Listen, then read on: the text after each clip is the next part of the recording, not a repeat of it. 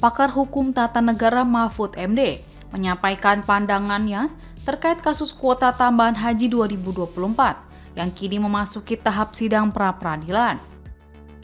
Gugatan tersebut diketahui diajukan oleh mantan Menteri Agama Yakut Khalil Qomas atau Gus Yakut setelah dirinya ditetapkan sebagai tersangka.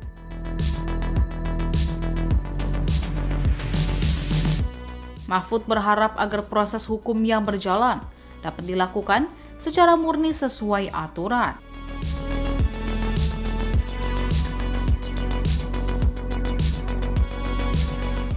Ia menegaskan penegakan hukum harus dilakukan secara adil tanpa adanya kriminalisasi maupun praktik yang mengabaikan prosedur hukum.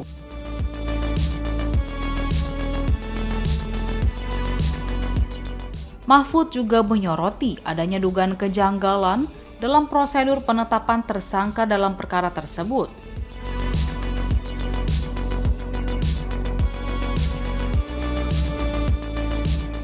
Salah satu yang dipertanyakan adalah jika penetapan tersangka dilakukan oleh pimpinan Komisi Pemberantasan Korupsi atau KPK yang bukan berstatus sebagai penyidik.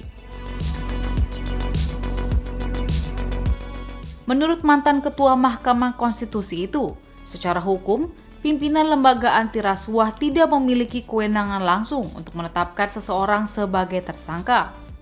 Selain aspek prosedural, Mahfud juga menyoroti substansi.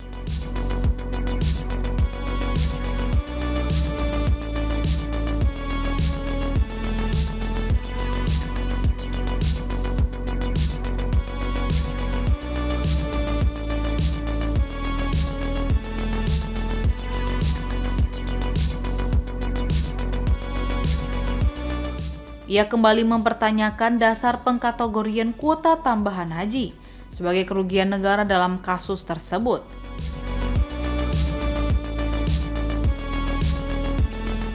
Mahfud menilai kuota haji tidak berkaitan langsung dengan uang negara, sehingga tidak dapat jika langsung dianggap menimbulkan kerugian negara.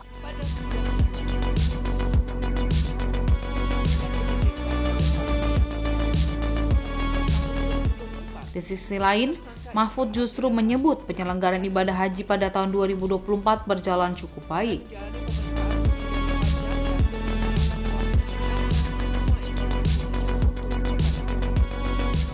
Menurut dia, kebijakan yang diambil Menteri Agama saat itu merupakan bentuk diskresi yang sah dalam menjalankan tugas pemerintah.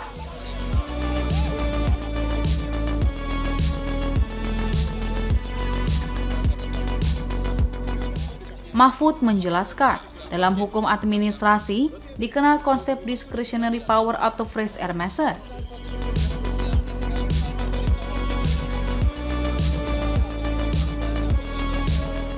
Artinya, kewenangan pejabat untuk mengambil keputusan ketika aturan belum mengatur secara jelas, sementara situasi menuntut penyelesaian cepat.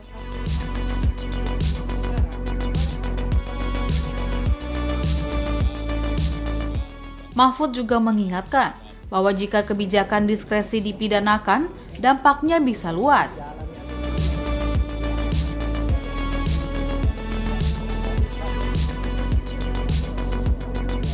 Para pejabat publik juga berpotensi menjadi takut mengambil keputusan atau bahkan enggan menjalankan tugasnya.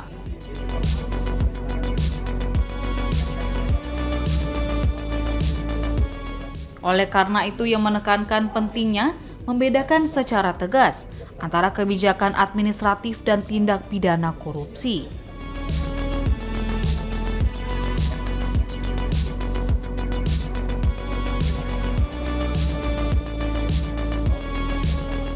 Menurutnya, kasus ini bukan sekedar soal ada atau tidaknya korupsi, tapi juga menyangkut bagaimana hukum ditempatkan dalam ruang kebijakan publik.